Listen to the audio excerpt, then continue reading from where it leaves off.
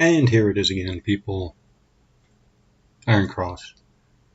I'm reading from the combat game rules, but the direct predecessor to Iron Cross, because combat rules booklet has a little over 2 pages, small font, designer notes in the back, which is what I wanted to look over and comment on. I am talking about Iron Cross, the greatest war game never discovered. Greatest war game, well, certainly the most underrated war game of all time. So combat, there's no combat results table. I've shown that multiple times. You're basically going from your firepower, that rolling firepower or less is a pinned result. You have that roundup. You have that firepower roundup. That's you roll that or less for suppression.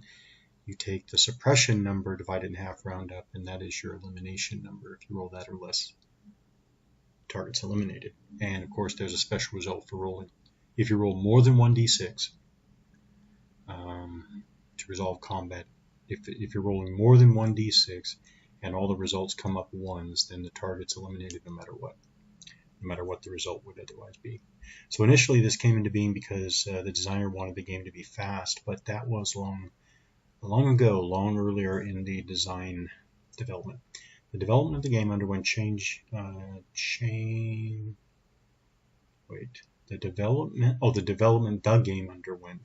lot of the aspects that made the game fast. Playability was sacrificed some in these areas. I love this. This is what I'm looking for. But the combat system remained. It could all be boiled down to a chart with players constantly cross-referencing, but it works well as it is. There are 3 numbers important in any attack. The number that results in it. See, it was called down when it was combat. It's pinned in Iron Cross because down takes on a different meaning in Iron Cross.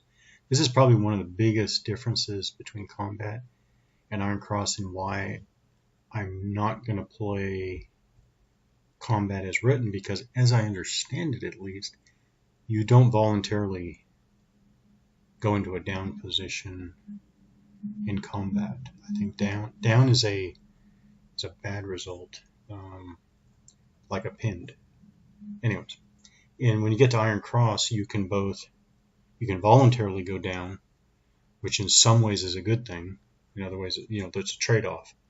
But it's a down posture, and pinned is separate. Obviously, you're gonna be forced to go down if you're pinned or suppressed, but you can also voluntarily go down in order to gain some benefits. Anyways, none of that seems to be in combat. So the number that results is in suppression, and the number that results in eliminated. These 3 numbers should be calculated prior to any dice rolling. The number that must be rolled or less to cause a unit to go down or pinned is the firepower of the attack, and the firepower is the total number of AP factors, anti-personnel factors, in an attack. So start with the firepower and have it. The result is the number that must be rolled or less to cause a suppression.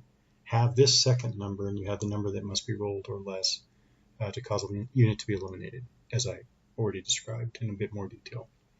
Terrain effects on combat work right into the system. The more difficult a shot is, the higher the number of dice that are rolled. That's before I talked. When I finally wrapped my head around Iron Cross, I thought in terms of risk to failing in what you're trying to do combat-wise. More dice you roll, the more risk that you will not be successful. In other words, you want to roll the smallest number of dice possible because you want to reduce the risk of not having a good result to your combat action. I like this as well. So the designer says that it's the difficulty. More dice, the more difficult the shot is with the attack. The higher the number of dice that are to be rolled, and the higher the number of dice, the more difficult to roll low numbers. With such a quantum jump in defensive benefits of terrain, a single man with a gun becomes somewhat ineffective. I like that. I noticed that. With this in mind, the game becomes geared toward the fire team, as only units stacked together can fire together. Once players get to the advanced section, reaction fire, which again you got to play with, enters into the picture, and catching a squad out in the open with any of the weapons in the game can be devastating. Down and suppression. Just what are these states? Well,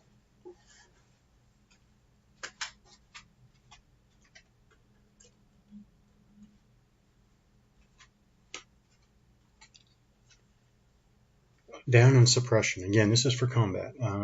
The combat game. Just what are the... Maybe I shouldn't even talk about... All right, I'm going to change the wording. I'm going to say pin and suppression because I think that's what we're really talking about in Iron Cross terms. So just what are these states? Well, pinned represents the idea that enough fire was directed toward a unit so that it causes him to literally duck his head and keep it down for a while. So hugging the ground, so to speak. Okay, that's what I thought it down meant here in combat. So I'm saying pinned because that's really what is in Iron Cross. Down means something different in Iron Cross. Down in Iron Cross means the unit is trying to use the protective benefits of available terrain. Okay, so somebody will be eliminated. No, that's assault. We'll get to that next, which is interesting. But he is far from helpless. Suppression represents more of a morale problem. The unit suppressed needs a little time to recover unless he is a more experienced soldier. Units eliminated are just that, eliminated, either a wound or a KIA, or maybe he just broke and ran is represented by an eliminated result. We tried the game with wounded units, but it proved messy and not worth a whole lot. I wonder about that. All right, well, I just wonder about that for now. Let's go on to assault. One thing to keep in mind is that both players may assault in any assault phase. That is interesting. Both players are assaulting. I think you go phasing player first. I think phasing player, I don't think you alternate. I think the phasing player does all assaults, then the non-phasing player does all assaults. If I remember correctly, in Iron Cross. So assaults are the only decisive combat results. Yes, somebody will be eliminated in an assault. The first fire, simultaneous fire, last fire aspect of assaults may be a little difficult at first to get a hold of. These concepts only apply to the first round in an assault. Units with first fire get to fire before any other units. Casualties are removed. Then all units firing simultaneously all fire from both sides. Casualties are removed. Then any survivors that haven't fired last fire units get to fire. Casualties are removed. The initial fire round is over. All later fire rounds in that assault are simultaneous. After the initial fire round, all DNS markers are removed from any surviving units in the assaulted hex. After the initial fire round, all DNS markers are removed from any surviving units in the assault. That's interesting. Assaults are the sure thing. They can be costly, but you gotta pay attention. Support weapons. Support weapons need crews. That's not true. In Iron Cross, as I've mentioned before, crews are integral. So I guess I'm going to go ahead and skip this section because it's talking about needing soldiers to fire and to bear ammo and help carry pieces of the support weapon, etc., etc. Doesn't really apply to Iron Cross where you have integral crews. So let's talk advanced rules for combat. There are a lot of rules here. Hopefully most of them make sense. The ones marked with an asterisk are optional. Again, I recommend play with them all. They should be used by players who become familiar with the game. They were chosen as optional because they are not critical to play, not because they were from the whims of the designer or untested. Real optional rules of a more experimental nature were not included because I didn't have time to incorporate any into the game. So if you have most of the rules down, I urge you to use the rest. Yes. Armored fighting vehicles. Actually, I'm going to break here. I will pick up next time with armored fighting vehicles. Just a great design. I can't wait to get back. Pick up play again. I think it's going to be more easy than ever before to pick up Iron Cross play again.